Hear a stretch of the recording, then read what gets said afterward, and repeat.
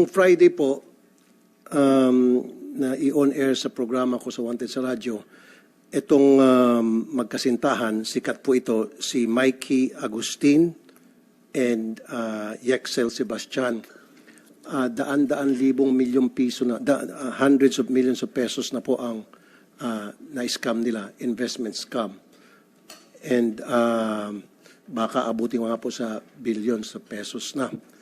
Na-announce ko na po ito sa radio ko, and then before sa radio ko, kumalat ito sa social media. Kanina po, meron akong kakilala na kasabay niya sa aeroplano itong dalawang magkasintahan, sakay po ng Cebu Pacific, going to Nagoya, Japan. Hindi ko alam kung ito'y tumatakas na or baka pupunta dun sa Nagoya para mag-recruit na naman ng mga investors. Is there any way, I know na kailangan ng whole departure order from the court bago nyo hindi mapasakay yung isang taong gustong bumiyahe. Pero is there any way na mapigilan, I don't know, it's up to you sa immigration, gayon meron naman palang balita na kalat na ito ay marami na na-scam at inireklamo na sa NBI. Attorney Commissioner, go ahead, please. Commissioner. Good morning, Mr. Chair, Senator Tolpo. With the permission of the Secretary. Indeed, our records show that Mikey Trixia Agustin and Bixel Sebastian left for Nagoya this morning at 7 o'clock. And based on our records, the two subjects have no whole departure order. And in fact, they have no derogatory record based on our database.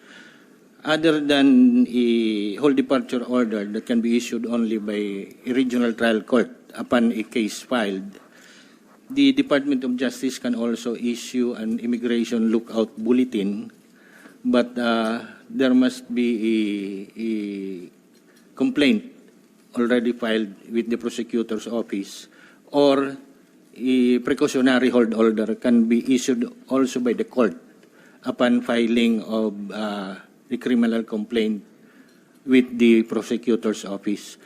So, as of now, we have no reason to hold the departure of the two subjects. Okay, ito siguro tanong ko kay Secretary Remulla, kasi many years ago, I know na yung Secretary ng DOJ pwede mag-issue ng whole departure order, if I'm not mistaken, Secretary Remulla, upon the recommendation of the NBI dahil meron ng case na i-file against kung sino man yung mga tao na i-file po sa kanila. Sir, ang pwede lang ho namin gawin ay lookout bulletin lang po. Nagkaroon po ng kaso ito nung araw, nung panahon ni Secretary De Lima. At dumating po ito sa Korte Suprema. At hanggang lookout bulletin lang po ang aming pwedeng gawin. Kasi yung right to travel po yung ating tinitingnan. Ngunit kung gagawa po tayo ng batas na magkakaroon po tayo ng ibang pagsusuri sa mga taong may kaso o dapat kasuhan, maaari po nating panghawakan pa yung mga tao. Pero sa ngayon po, kailangan igalang po natin yung right to travel na sa saligang batas.